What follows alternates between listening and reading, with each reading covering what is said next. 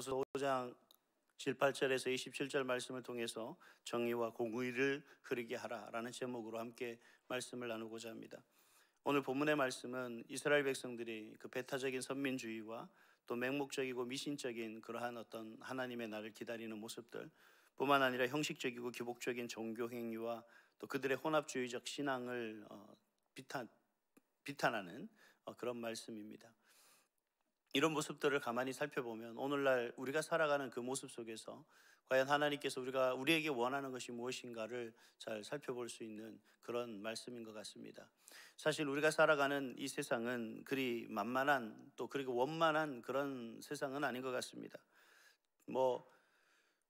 부도덕하고 거짓과 속임수가 난무하고 여전히 물질 만능주의가 팽배해서 정말 돌아보면 돌아볼수록 더 돈이 중요하고 돌아보면 돌아볼수록 다른 어떤 세상적인 것이 우리에게 더 위압적으로 다가오는 그러한 세상입니다.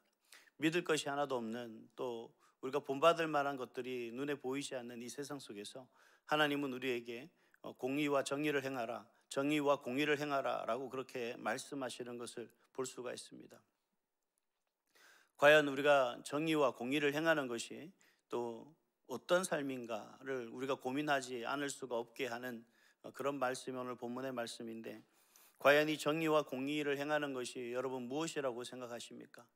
내가 과연 어떻게 살아가느냐에 하는 그런 문제인 것 같습니다. 내가 어떻게 사는 것이 바로 이 정의와 공의를 행하게 하는 것일까, 흐르게 하는 것일까라고 하는 그런 결론을 내릴 수가 있는데, 그렇다면 여러분, 내가 행하는 정의와 공의는 과연 무엇입니까?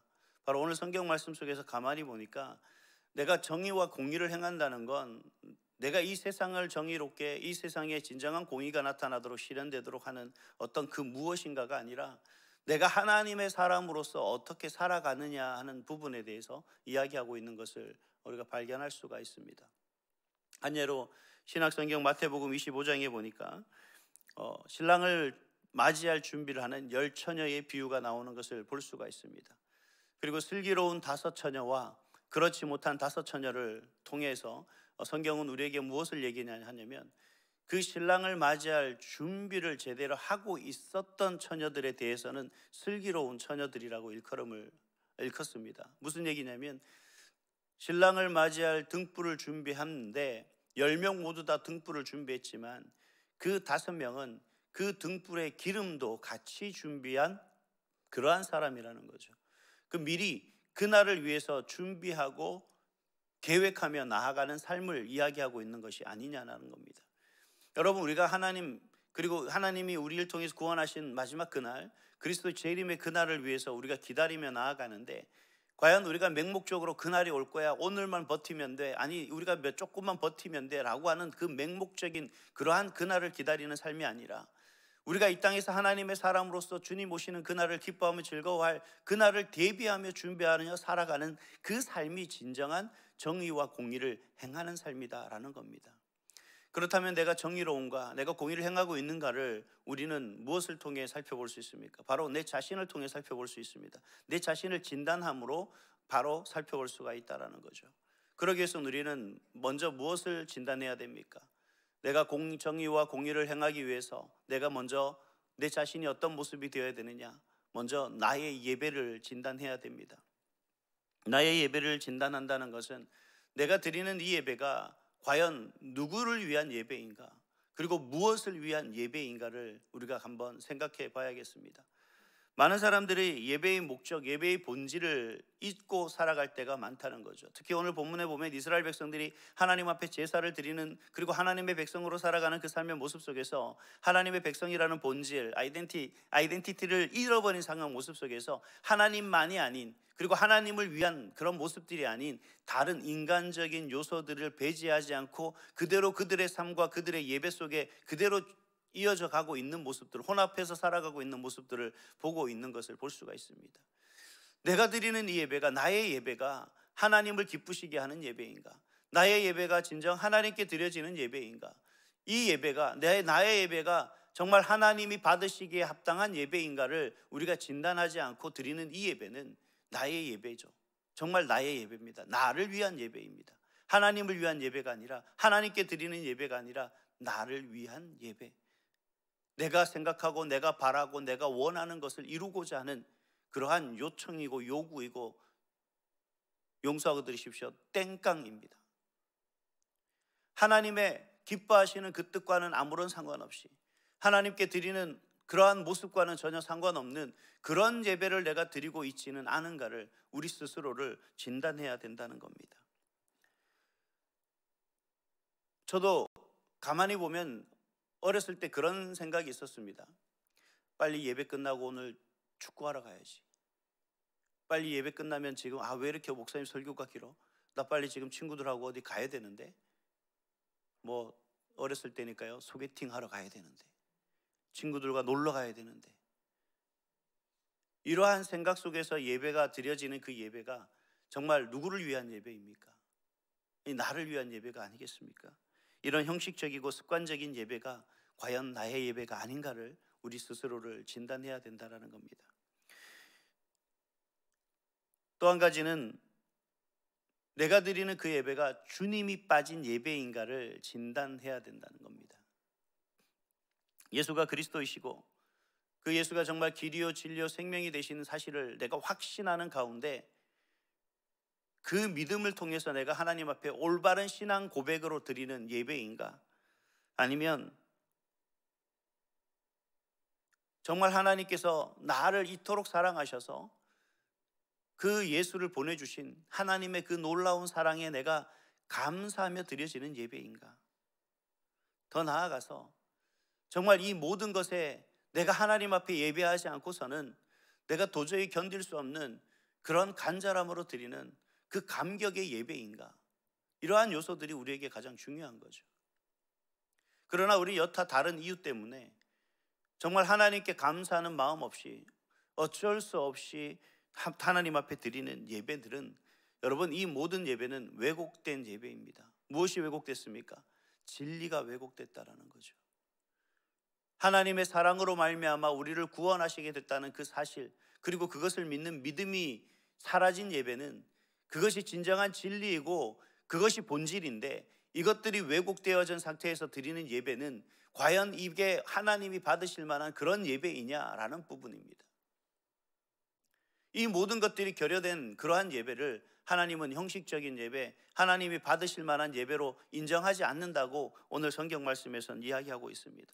거짓과 위선으로 왜곡된 그러한 예배 속에 있는 내 모습은 아닌가. 사실 우리는 누구를 봅니까? 예배를 드릴 때 하나님만 바라보는 것이 아니라, 하나님의 말씀을 듣는 것이 아니라 주변 사람들을 보죠. 그리고 우리 많은 것을 평가합니다. 판단합니다. 그리고 우리 그렇게 얘기합니다. 아니, 내가 본받기 위해서 내가 저런 태도로 예배드리지 않기를 나는 생각하는 거야. 나는 저러지 않기 위해서 저 사람의 저런 태도가 마음에 안 들어. 하지만 나는 그렇게 하면 안 되겠지라고 하는 생각으로 오히려 그 예배를 드리는 사람들을 판단하고 비판하고 비난하는, 그 사람들을 바라보는 모습들을 볼 수가 있습니다. 이 모든 게 뭐죠?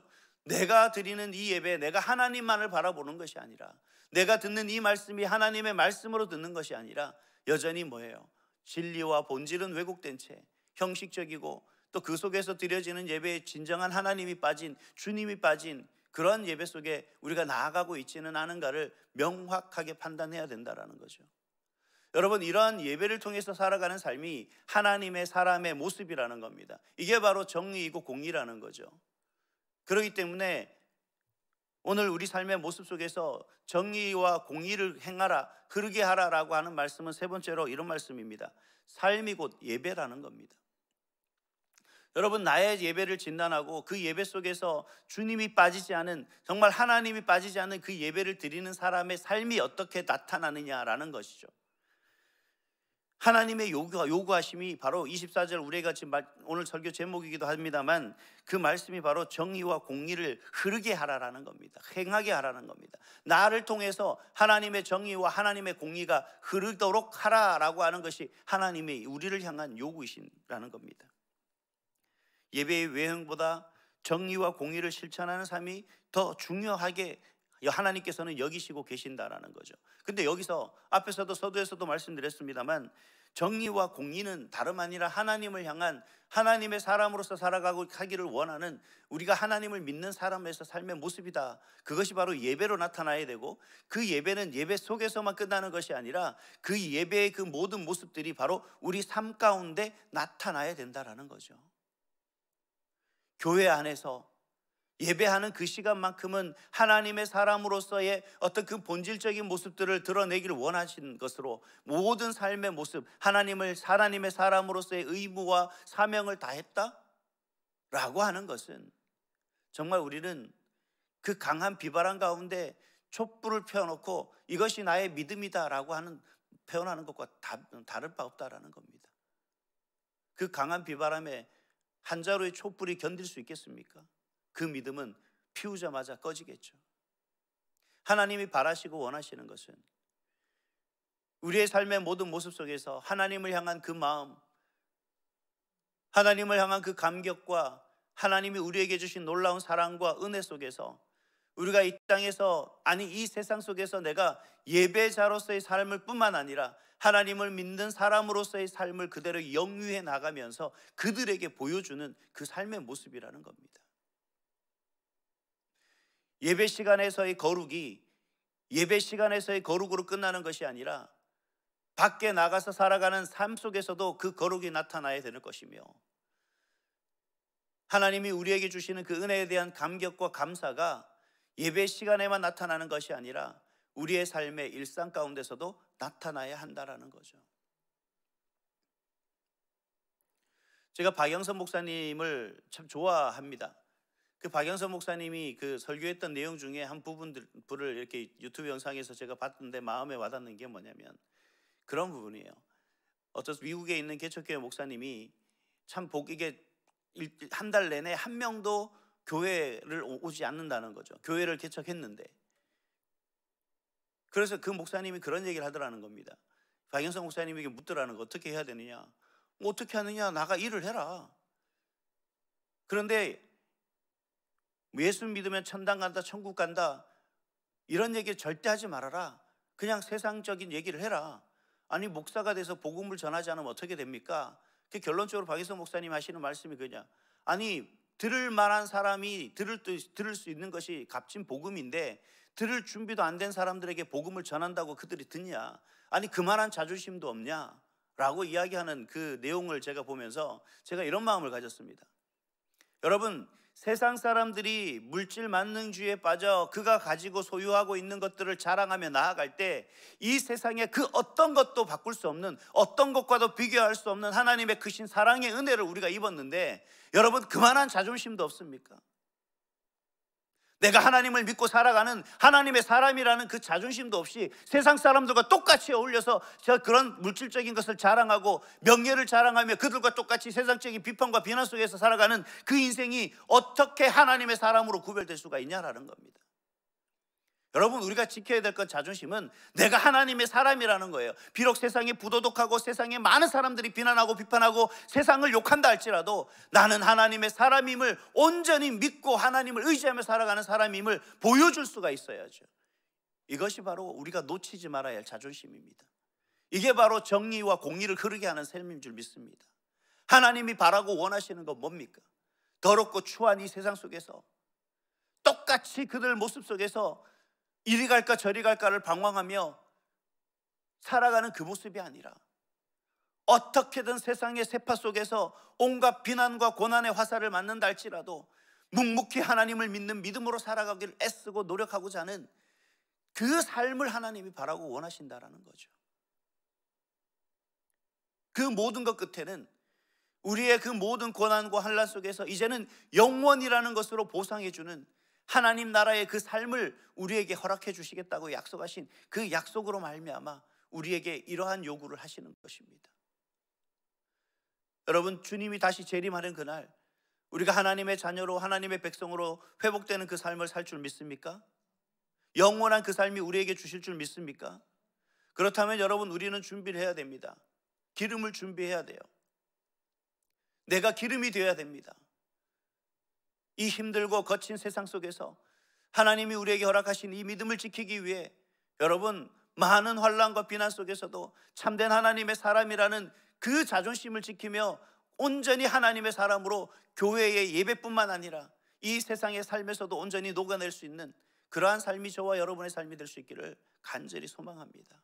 그래서 정말 주님 앞에 섰을 때 얼마나 힘들고 어려운 세상 속에서 그 믿음을 지키기 위해서 이리저리 피투성이가 되고 정말 헤어지고 찢어지고 상처투성인 그 모습으로 하나님 앞에 섰지만 하나님이 그를 향해 바라보는 그 마음이 오히려 하나님이 고맙다, 사랑한다라고 고백하며 내가 너를 구원하기 위해 최선을 다했던 그 모습 속에 너는 나의 최선이 아니라 너의 최선으로 나의 최선을 보답했다라고 하는 그러한 칭찬과 사랑과 격려를 받으시는, 그 속에서 진정한 하나님의 사랑 속에서 영원토록 살아가는 그런 저와 여러분, 우리 온사랑교회 모든 성도 될 수 있기를 간절히 소망합니다. 기도하겠습니다.